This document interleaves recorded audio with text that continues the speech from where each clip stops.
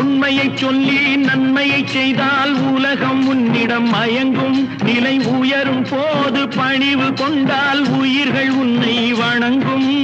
உண்மை என்பது அன்பாகும், பெரும் பணிவு என்பதும் பண்பாகும்.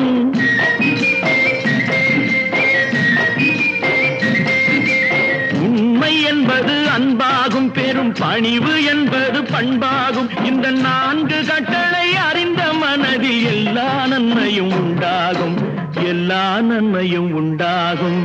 6 மனமே 6 அந்த ஆண்டவன் கட்டளை 6. 6 மனமே 6 அந்த ஆண்டவன் கட்டளை 6.